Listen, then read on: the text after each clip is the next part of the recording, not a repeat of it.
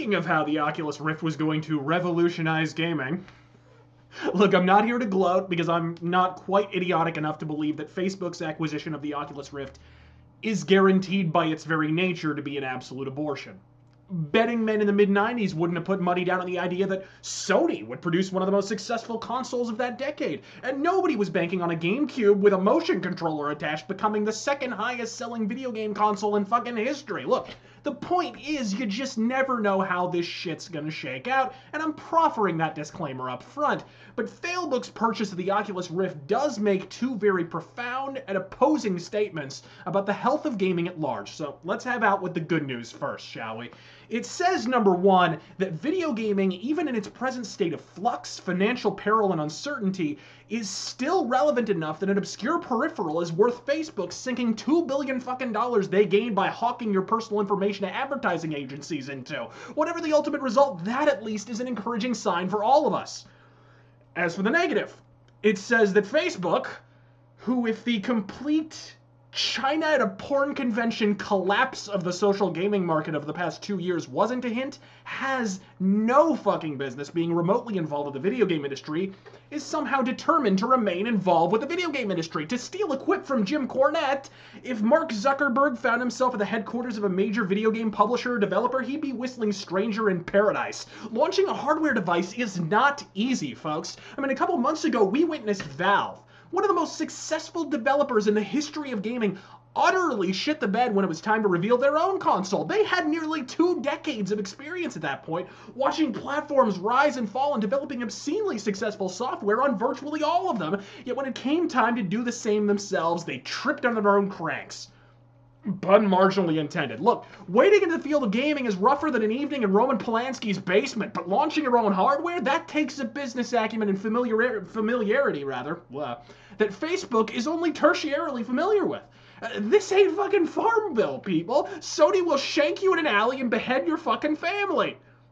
Just ask Zipper Interactive. Look, as skeptical as I've been in the past, for example, in my recent rant entitled Gimmicks in Gaming, I want to specify, I actually hope I'm wrong about this peripheral. I've wanted VR since I first booted up my gaming PC in '99 and threw in a game called MechWarrior 3 for the first time. I mean, fuck your full motion body integration as far as I'm concerned. I don't need to be holding a box of Pampers in my apartment like an asshole pretending it's a bazooka or some shit. Just give me a VR visor with head tracking and a joystick and send me on my fucking way as far as I'm concerned, because the day that game comes out, you will never see my pert ass again. I'll be playing that game until they plant me in the fucking ground. I understand there are scientific applications, there are possible surgical advancements to be gained via the technology, but fuck all that shit. Virtual reality and simulator-style games, it's an easier fit than Tila Tequila after a dozen Mai Tais. And that really has been one of my core complaints where the Oculus Rift is concerned. I don't resent that the device exists.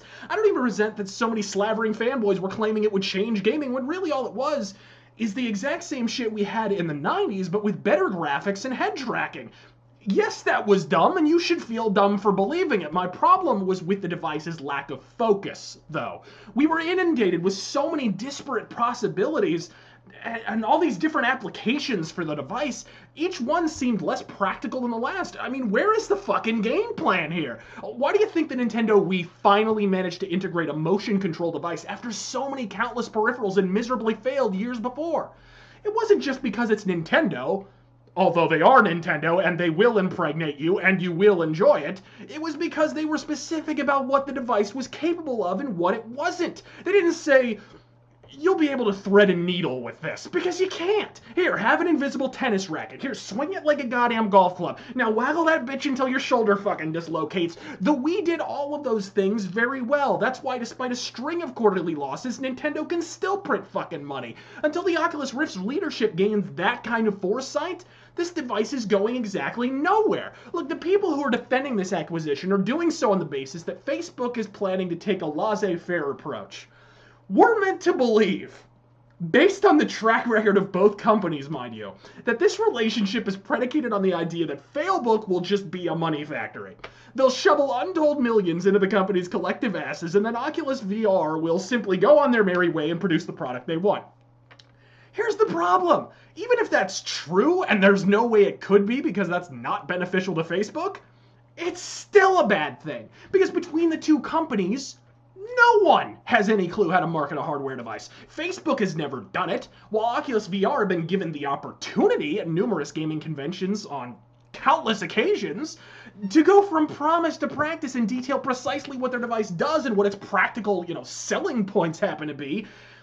Even if you're a fan of it, you cannot credibly deny that what we've come away with every time are just more empty fucking promises. What worries the fuck out of me is that with Mark Zuckerberg now tugging the reins of an ironically myopic company called Oculus VR, you've essentially got Oedipus leading Stevie Wonder to the base of Mount fucking Olympus. And it seems like no one's willing to pipe the fuck up and inform either of them that what they're actually ascending is a leaning tower of turds. I'm Razorfist. God fucking speed.